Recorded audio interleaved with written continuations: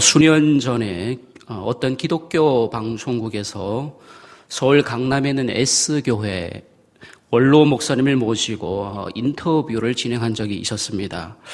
당시 명일동에 있는 대형교회 목사님도 함께 동석했습니다. 기자는 두 분 목사님께 교회 사안에 대해서 여러 가지로 질문을 했습니다. 여러 가지 질문 중에 한 가지 질문이 매우 인상적이었습니다. 기자가 강남 S교회 원로 목사님에게 이렇게 질문했습니다. 그 질문의 요지는 이랬습니다. 목사님께서 목회하셨던 교회는 제자 훈련을 통해서 한국에서 손꼽히는 대형교회로 성장했는데 지금 은퇴한 이 시점에서 제자 훈련에 대한 소감 한마디 부탁드립니다. 라고 기자가 질문을 했습니다. 원로 목사님께서 잠시 침묵하시더니 나지막한 목소리로 이렇게 대답했습니다. 저희 교회 제자훈련은 실패한 사역입니다. 기자가 그 소리를 듣고 당황하면서 다급하게 질문했습니다. 아니, 왜 그렇다고 생각하십니까? 원로 목사님의 대답은 짧고 간결했습니다. 저희 교회 제자훈련은 예수의 제자를 만들어낸 것이 아니라 교회의 제자, 목사의 제자를 만들어냈기 때문입니다. 숫자적으로는 손꼽히는 대형교회로 성장했지만 사실 실패한 사역입니다. 예수의 제자와 교회 및 목사의 제자, 몇 년이 지났지만 아직도 마음에 울림이 있는 이야기가 아닌가 생각이 됩니다. 오늘 읽은 본문은 예수님께서 제자를 세우는 내용입니다. 한마디로 제자의 본분 또는 제자도라고 말할 수가 있습니다. 성경 사전에서 제자라는 단어의 뜻은 기본적으로 배우는 자 또는 학생이라는 의미를 갖고 있습니다. 세 가지 정도로 그 의미를 나누어 볼 수가 있습니다. 첫 번째로 위대한 지도자나 운동을 추종하는 사람들을 가리키는 경우에 쓰였습니다. 이를테면 세례 요한의 제자들 또한 모세의 제자라 칭하던 바리새인들을 말할 때도 제자라는 표현을 썼습니다. 둘째는 넓은 의미로 예수님을 따르고 믿는 사람들을 제자라고 불렀습니다. 그리고 마지막 셋째는 예수님의 12 제자를 말하고 있습니다.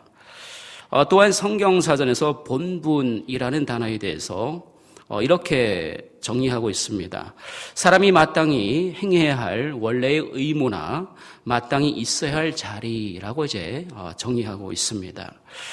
여러분, 성경에서 솔로몬이 쓴 책이 몇 개가 있죠? 3개가 있습니다. 아가서, 잠언, 전도서입니다. 아가서는 솔로몬이 젊은 시절에 썼던 것이고, 잠언은 솔로몬이 장년기에 썼던 것이고, 그리고 전도서는 마지막 노년기에 썼던 책입니다. 이것이 전통적인 견해입니다. 왕의 아들로 태어나서 왕으로 살면서 평생 동안 누릴 것은 다 누려본 솔로몬이 노년기에 기록한 전도서에서 사람의 본분에 대해서 이렇게 결론을 내리고 있습니다. 전도서 12장 13절 말씀입니다. 일의 결국을 다 들었으니 하나님을 경외하고 그의 명령들을 다 지킬지어다. 이것이 사람의 본분이니라 라고 정리하고 있습니다. 한마디로 사람의 본분은 하나님을 공경하며 그 말씀에 순종하는 것이다라는 것이죠. 오늘 우리의 말로 하면 이런 거죠. 자기의 십자가를 지고 예수님을 따르는 삶이라고 말할 수가 있습니다. 여러분, 어떤 분들은 입술로는 예수님을 잘 찬양을 합니다. 하지만 삶에서 예수님을 따르는 데는 매우 서툽니다. 왜냐하면 진짜로 예수님을 따르는 그 길에는 고난이 있기 때문인 거죠.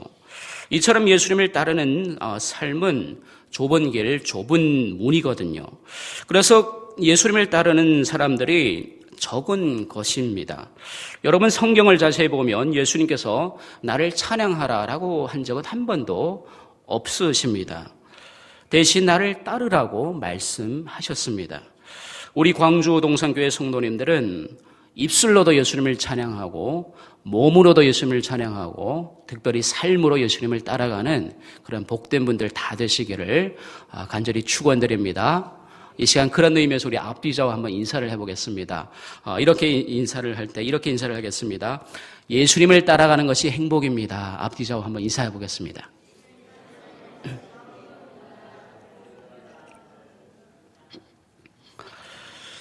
그렇습니다. 오늘 본문 13절을 보면 우리가 일단 제자의 본문에 대해서 나누기 전에 먼저 제자의 본문에는 세 가지 전제가 있음을 우리가 알 수가 있습니다. 그 세 가지 전제에 대해서 우리가 먼저 살펴본 후에 제자의 본문 세 가지에 대해서 한번 살펴보도록 하겠습니다. 우선 본문 13절을 보면 제자의 본문에 세 가지 중요한 전제가 있음을 우리가 발견하게 됩니다. 우리 13절 다 함께 읽습니다. 13절 시작.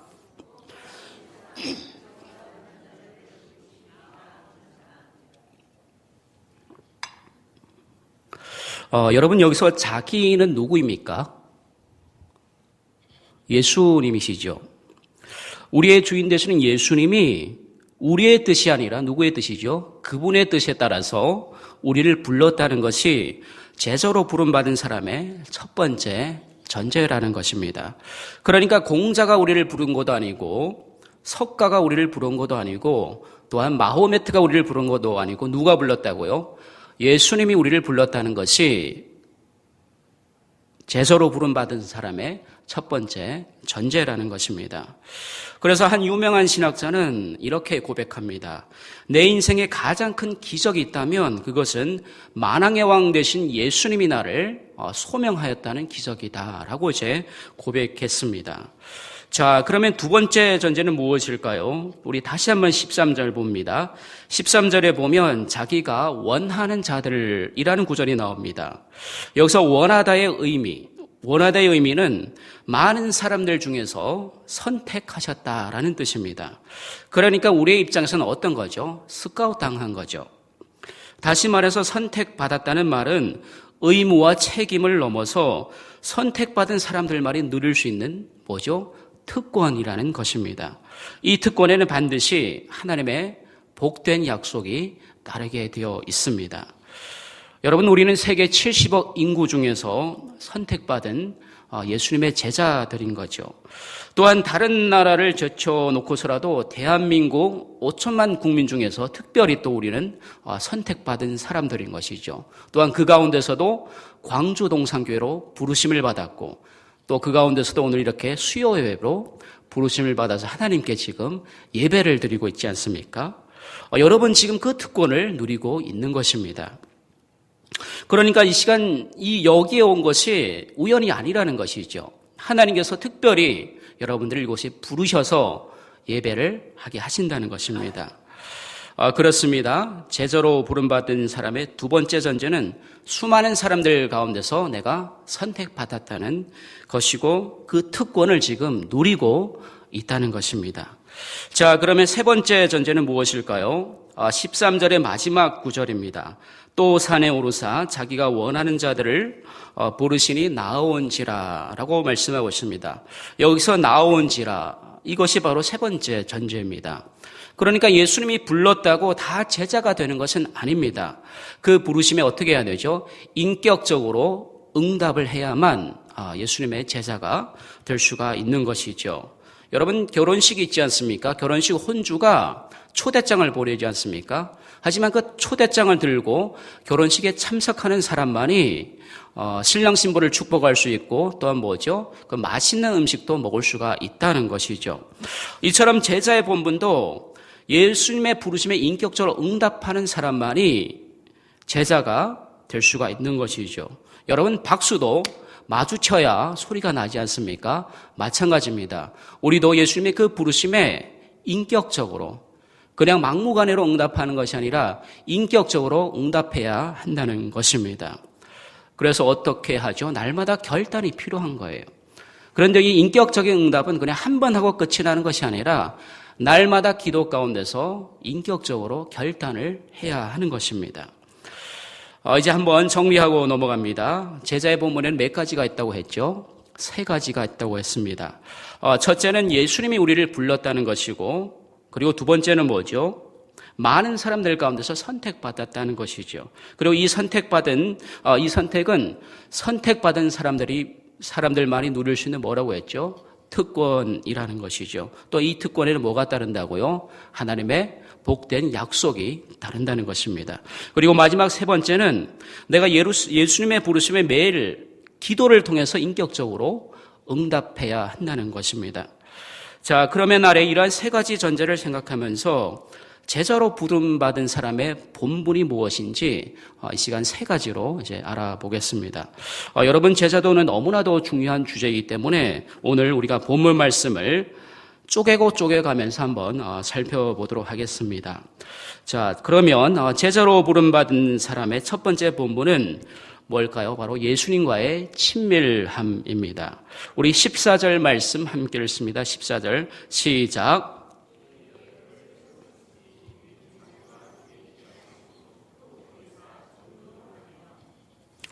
자, 방금 읽은 14절에 보면 여기서 자기가 아까 제가 누구라고 했죠? 예수님이라고 했습니다.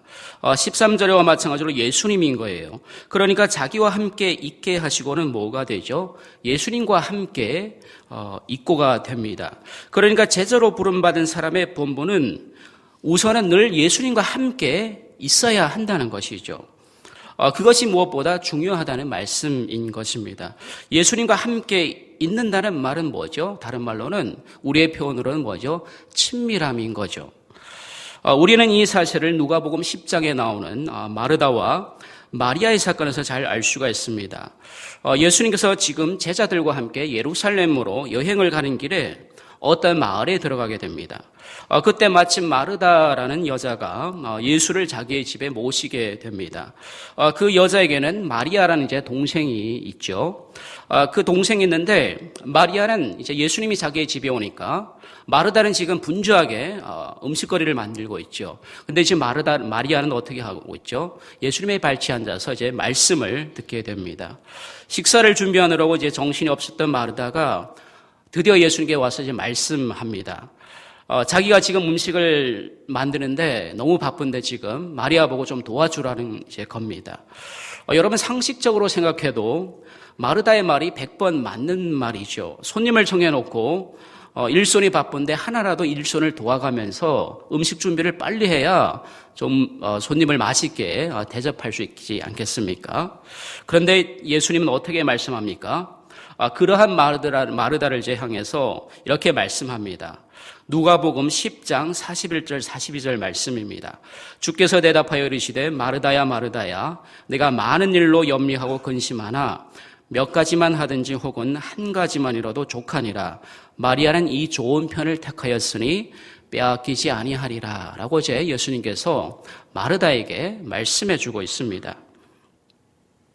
여러분, 이 이야기가 우리에게 말해주고자 하는 것이 무엇입니까?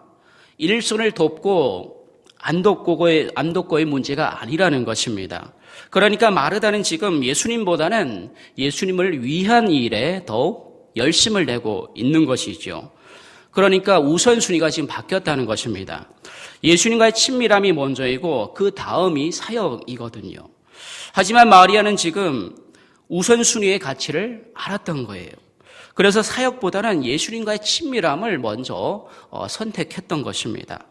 그래서 예수님께 칭찬을 받게 되었던 거죠. 이 좋은 편을 택하였으니 빼앗기지 아니하리라. 여러분, 성도들 가운데도 마르다와 같은 성도가 있고 또한 마리아와 같은 성도가 있습니다. 마르다와 같은 성도들은 늘 분주하고 바쁩니다. 그러다 보니 항상 핵심을 놓쳐버릴 때가 많습니다. 그러니까 예수님과의 그 친밀한 시간을 놓쳐버릴 때가 많다는 것이죠. 사역이 중요하지 않다는 말은 이제 아닙니다. 우선순위가 중요하다는 말씀인 거죠. 우리의 삶도 예수님과의 친밀함이 우선이 되어야 하는 겁니다. 그것이 중심이 되어야 하는 겁니다. 태양을 중심으로 지구가 돌고 있는 것처럼 예수님과의 친밀함이 우선이 되고 중심이 되어야 우리의 사역도 우리의 모든 삶도 질서가 잡히고 해결책이 있게 되는 것이죠. 그렇다고 친밀함만 있어도 안 되고 또한 사역만 있어도 안 되는 것이죠. 이 두 개가 어떻게 되어야 되죠? 서로 조화를 이루어야 하는 것입니다. 이것을 한마디로 정의하면 이렇게 정의할 수가 있습니다. 마리아처럼 기도하고 마르다처럼 교회 일하자라고 한마디로 우리가 정의할 수가 있는 것이죠. 그래요, 한번 따라 해볼까요?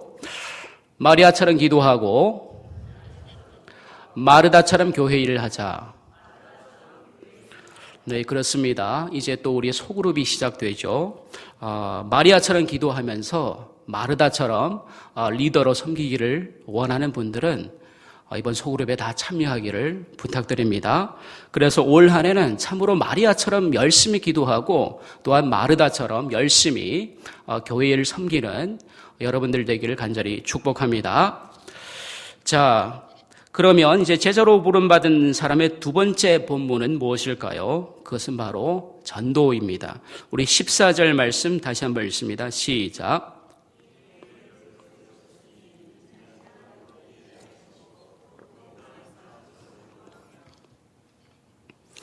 예수님이 승천 직전에 우리를 향한 마지막 간절한 소원이 바로 전도였습니다. 우리 편에서는 뭐죠? 사명인 거죠. 28장에서 마태복음 28장에서 예수님께서 승천하기 직전에 제자들에게 간곡히 부탁한 뭐죠? 유언이었던 것입니다. 그런데요, 여러분, 청개구리의 이야기를 다 아실 거라 생각합니다. 청개구리 이야기를 모르면 한국 사람이 아닌 거죠. 저도 어릴 적에 유치원 다닐 때 청개구리 이야기를 많이 들었어요. 선생님께서 청개구리 이야기를 하는데 맨 처음에 들었을 때 그때 뭐 한 5, 6살 되었었나요? 그때 청개구리 이야기를 들었을 때 그 청개구리 엄마가 너무나도 불쌍해서 어릴 때 울었던 그런 이제 기억이 지금 새록새록 오늘 말씀을 준비하다 보니까 이제 나게 됩니다. 여러분, 이제 청개구리 이야기를 한번 이 시간 우리가 들어보기를 하겠습니다. 옛날에 청개구리 한 마리가 살았습니다. 그런데 이 청개구리는 이제 엄마가 하는 말에 늘 반대로 했습니다. 앉으라면 일어나고 일어나라고 하면 늘 앉고, 그러니까 사춘기라 그런지 도무지 엄마의 말을 이제 듣지 않는 겁니다. 아들 청개구리가 어찌나 말을 듣지 않았든지 이제 엄마 청개구리는 그만 이제 갑상선암에 걸렸다고 합니다. 의사는 이제 스트레스가 이제 원인이라고 했습니다. 눈이 튀어나오고 피부가 건조해지면서 엄마 청개구리는 이제 서서히 이제 죽어가고 있었습니다. 어느 날 이제 직감적으로 죽음이 이제 임박한 것을 느낀 이제 엄마 청개구리는 이제 아들 청개구리를 불렀습니다. 이제 이렇게 말합니다. 아들아, 엄마가 죽으면 강가에 묻어다오. 아들 청개구리가 무조건 반대로 할 거라고 이제 미리 예상한 엄마가 이제 강가에 묻어달라고 하면 어떻게 하죠? 그래, 살에 묻어줄 것이다. 라고 생각하고 이제 아들에게 그렇게 이제 말했던 것입니다. 아들 청개구리는 그때서야 드디어 자신이 지난날 엄마의 말을 듣지 않았던 것이 이제 생각났습니다. 그래서 그 자리에서 이제 자신의 그 과거의 반항적인 모습들을 이제 뉘우치게 되었던 것입니다. 그래서 이제라도 엄마의 말을 잘 들어야겠다고 이제 결심을 했습니다. 이제 드디어 엄마 청개구리가 이제 세상을 뜨게 됩니다. 아들 청개구리는 태어나서 처음이자 마지막으로 엄마의 유언을 이제 지키기로 했습니다. 이제 엄마의 유언에 따라서 엄마 청개구리를 이제 강가에 이제 묻었던 것입니다. 그래서 지금도 비가 오면 청개구리가 어떻게 하죠? 개굴개굴하고 이제 운다는 그런 이야기가 지금 전해지고 있습니다. 여러분, 동화이기는 하지만 우리에게 많은 교훈을 주는 그런 이야기가 아닌가 생각이 됩니다. 평생 부모의 속을 태우다가도 부모의 유언만은 꼭 지키는 것이 우리 자녀된 도리가 아닐까 이제 생각을 합니다. 마찬가지가 아닐까요? 제자의 도리도 마찬가지라고 생각을 합니다. 예수님의 마지막 유언, 전도의 명령, 그것을 지켜드리는 것이 제자됨의 본분이 아닐까 생각합니다. 하나님의 자녀로서의 도리인 것이죠. 여러분, 하나님은 우리에게 세 가지를 주셨습니다. 새 생명을 주셨고, 또 우리가 바르게 살아가야 할 말씀인 성경을 주셨고, 그리고 우리가 이 땅에서 평생에 이루어가야 할 사명인 전도의 사명을 우리에게 주셨습니다. 그런데요, 여러분, 전도는 주님께서 우리에게 주신 명령이고 사명이기는 하지만 그것이 목적이 되어서는 안 됩니다. 전도가 목적이 되면 교회는 가장 소중한 것을 이제 잃어버리게 되어 있습니다. 그것이 무엇이냐면요, 바로 섬김입니다. 예수님이 그것을 가르쳐주고 가셨지 않습니까? 우리가 서로 자기보다 남을 낮게 여기며 섬길 때, 또한 이웃에게 삶으로 섬김의 모습을 보여드릴 때 전도는 어떻게 되죠? 결과로서 주어진다는 것입니다.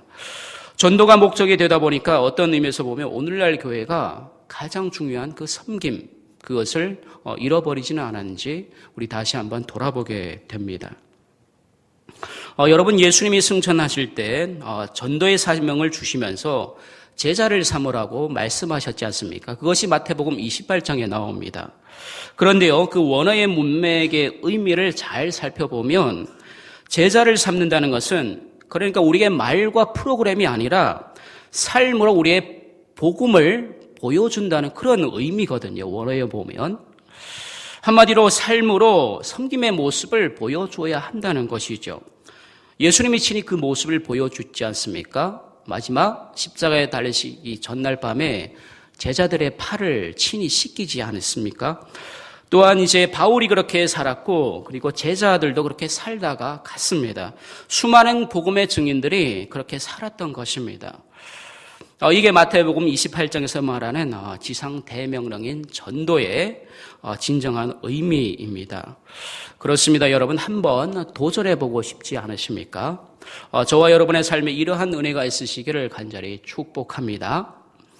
자, 이제 마지막으로 제자로 부름받은 사람의 세 번째 본분을 살펴보겠습니다. 제자로 부름받은 사람의 세 번째 본분은 바로 사랑입니다. 우리 15절 말씀 함께 읽습니다. 시작.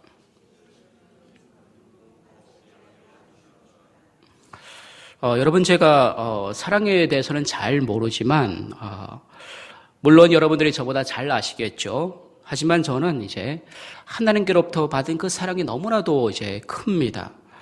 너무나도 커서 이 시간 좀 사랑의 이야기를 해보려고 합니다. 이해해 주시고 들어주시면 고맙겠습니다. 여러분, 하나님이 우리를 구원하신 것은 그 어떤 상황 속에서도 우리를 포기하지 않는 그 사랑 때문에 우리를 구원하셨습니다. 마찬가지로 제자로 부름받은 사람의 본분도 바로 사랑입니다. 예수님은 구약을 두 마디로 이제 요약하셨죠. 하나님을 사랑하고 내 이웃을 사랑하라.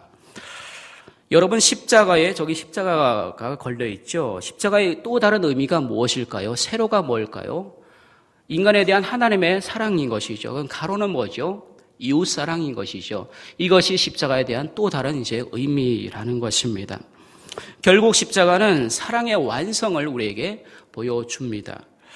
그래서 이 세상 그 어떤 곳에든 십자가가 필요한 것입니다.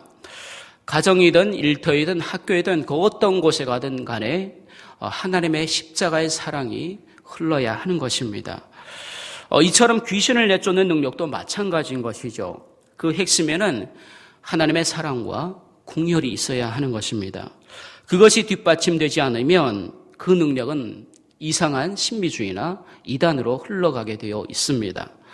우리가 예수님과의 교제를 하고 서로 섬기면서 교회 봉사를 하는 그 핵심에도 바로 이 사랑이 있어야 하는 것입니다. 이 사랑이 동기가 되어서 섬겨야 하는 것이죠. 그러니까 우리가 얼마나 큰 봉사를 하느냐가 중요한 것이 아니라 우리가 얼마만큼 큰 사랑의 동기로 하느냐가 중요하다는 것입니다. 밑바탕에 사랑과 궁일이 없다면 우리의 사역은 결국 자신을 위한 섬김이 될 뿐이라는 것이죠. 왜냐하면 예수님의 십자가 사건을 통해서 성경이 우리에게 가르치는 그 사랑은 세상이 말하는 그런 사랑이 아니라는 것입니다. 여러분, 세상이 하는 사랑은 상황이 될 때, 여유가 있을 때, 하고 싶을 때 하는 사랑인 것이죠. 세상이 하는 사랑은 대부분 베풀어주는 사랑인 겁니다. 자신의 실존과 존재를 드러내는 그런 사랑인 것이죠. 남는 것을 가지고 일부를 주는 그런 사랑인 것입니다. 그러나 성경이 말하는 사랑은 어떻죠? 자기를 부정하고 자기를 희생하고 자기를 꺾는 그런 십자가의 사랑인 것입니다. 이처럼 진정한 사랑에는 자기 부정과 자기 희생과 자기 죽임이 들어있는 것입니다. 그러므로 얼마나 큰 봉사를 하는가도 중요하지만 얼마만큼 사랑이 동기가 되어서 하느냐가 중요하다는 말씀인 것입니다. 그래서 사도 바울은 고린도전서 13장에서 이렇게 선포를 합니다. 내가 사람의 방언과 천사의 말을 할지라도 사랑이 없으면 소리나는 구리와 울리는 꽹과리가 되고 내가 예언하는 능력이 있어 모든 비밀과 모든 지식을 알고 또 산을 옮길 만한 모든 믿음이 있을지라도 사랑이 없으면 내가 아무것도 아니요 내게 있는 모든 것으로 구제하고 또한 내 몸을 불사르게 내줄지라도 사랑이 없으면 내게 아무 유익이 없느니라고 사도 바울은 이 시간 우리에게 말씀해주고 있습니다. 한마디로 정리하면 신앙은 교회에서뿐만 아니라 삶에서 사랑의 행위로 드러나야 한다는 것이죠. 그것을 바울은 이 시간 우리에게 말씀해 주고 있는 것입니다. 그러므로 여러분, 세상을 변화시킬 수 있는 힘은 또한 사람을 변화시킬 수 있는 힘은 또한 우리의 틀어진 관계를 회복할 수 있는 길은 뭐죠? 오직 사랑밖에 없다는 것입니다. 저는 이 시간 광주 동성교회 모든 식구가 이러한 사람들이 되시기를 축복합니다. 고 김수환 추기경의 인생 10가지 덕목 가운데 9번째가 바로 사랑입니다. 이렇게 적혀 있습니다. 사랑이 머리에서 가슴으로 내려오는데 70년이 걸렸다. 김수환 추기경은 그것을 고백하고 갔던 것이죠. 우리의 머리에서 가슴까지 이 짧은 30cm 이 거리를 사랑이 내려오는데 몇 년이 걸렸다고요? 70년이 걸렸다는 겁니다. 십자가의 사랑을 이루고 갔던 사람인 거죠. 우리 동산교회 모든 성도님들도 자기를 부정하고 자기를 희생하고 또한 자기를 꺾는 그 십자가의 사랑으로 충만하여 주셔서 삶에서 치유가 일어나고 회복이 일어나고 문제가 해결되므로 하나님의 사랑을 전하는 예수님의 참된 제자들이 되기를 간절히 바랍니다.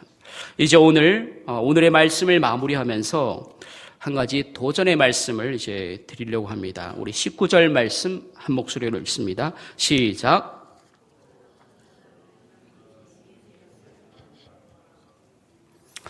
우리는 이 구절에서 우리에게 도전해 오시는 하나님을 발견할 수가 있습니다. 지금 나의 삶의 영성은 어떠한가? 라는 것이죠. 여러분, 가룟 유다의 삶의 영성은 어떠했습니까? 예수를 팔았던 그런 삶의 영성이었습니다. 그렇다면 나는 지금까지 나의 삶 속에서 나의 이익과 자존심을 위해 예수를 팔았던 사람은 아니었는가? 나의 모든 삶, 내 모든 삶의 순간 속에서 내가 손해를 당할지라도 내 자존심이 꺾일지라도 예수님의 이름을 높이기 위해 애썼던 사람은 아니었는가? 혹시 부주의로 예수님을 팔았다고 해서 낙심하지 마시기 바랍니다.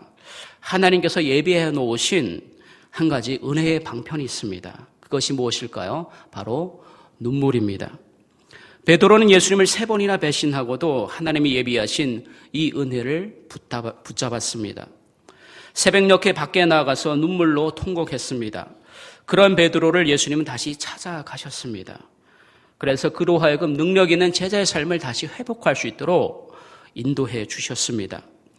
한 영혼을 끝까지 사랑하시는 예수님의 그 사랑이 다시 그를 살렸던 것입니다.